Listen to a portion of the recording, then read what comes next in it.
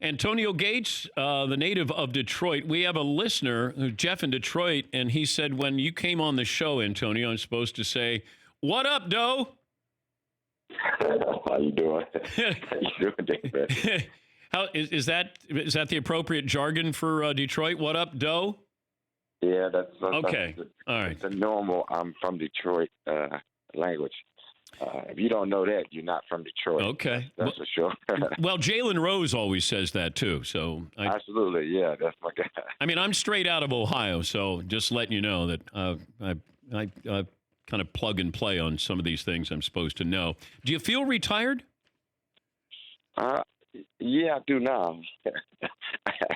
After yesterday, and after all the generous, kind words from fellow teammates and coaches, yeah, I felt like it was time. Felt like I needed some time to reevaluate it. It took a while to get to this point. Normally when you hear the word retired, it's just like saying you can't do it anymore. And for the longest, I felt like I had something in the tank.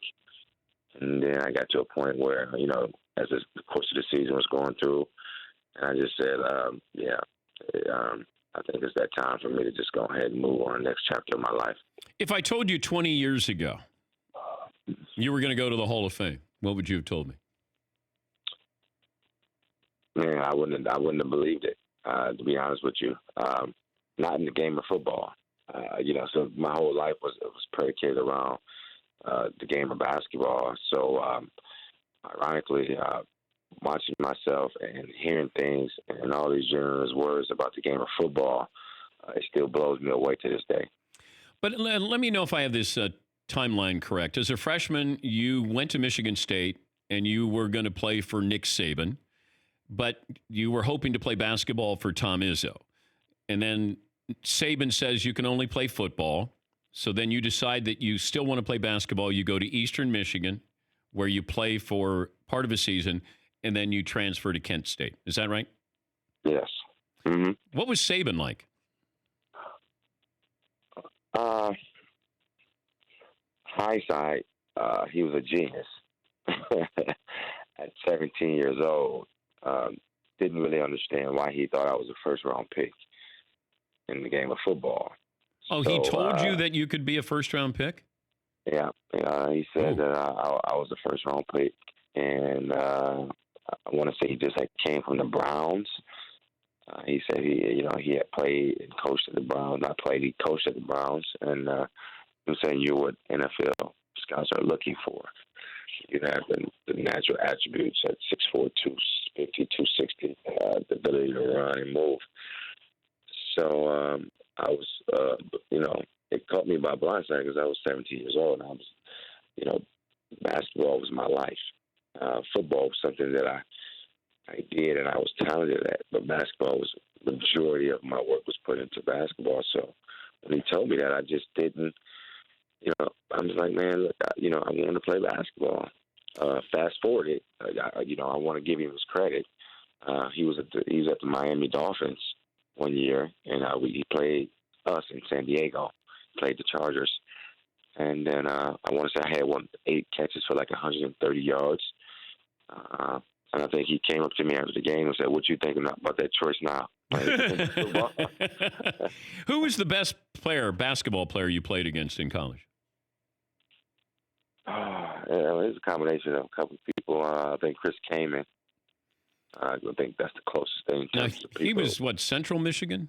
He went to Central Michigan, yeah. Played him twice a year. He's just the name that most of the time people would know. Brandon Hunter, who was at Ohio, was really, really talented. At that time, Brandon Hunter probably was better. I think Ball State had a guy named Theron Smith. I don't know how his career panned out. Marshall had a guy. I looked at what the NBA scouts said about it. They said you were a tweener. Mm-hmm.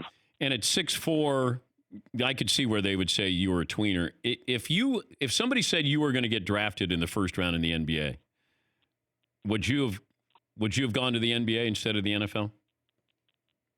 Yeah, at that time, yes. Okay. Yeah, when you think about all the, the sacrifices I had made up until that point for the game of basketball. I mean, that was basically my life. And I had put in so much work. But at the time, 6'4" tweeners wasn't, conducive to what the NBA needed at the time. And I think now you probably can get away with it based on what you've seen Golden State Warriors do with Draymond Green and things of that nature. I think now even the guard play, guys like Steph Curry has opened up doors for certain guards now. You normally have to be super athletic and things of that nature to play the point guard spot. So, how about the big three for you? I can give Ice Cube a call, and you're turning 40, right? So yes. What about the 3-on-3 league?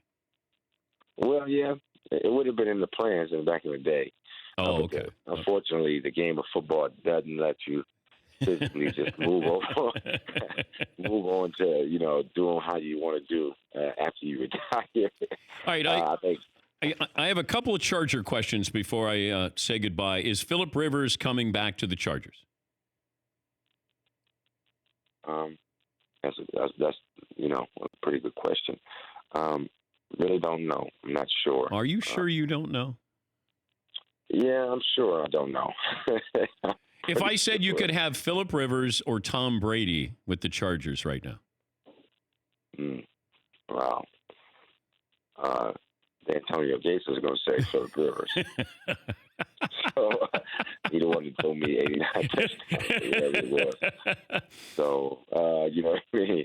That's my guy. He's going to always be my guy. I've been asked that question a lot over the past course of a couple of days. Yeah. What I will say is that if whatever happens for the organization, I wish them the best because that's like family to me, and Phillip is definitely family to me, so I wish him the best. And if Tom Brady was, generous enough to come and join the Chargers, I would definitely be one of his biggest fans and his biggest supporters.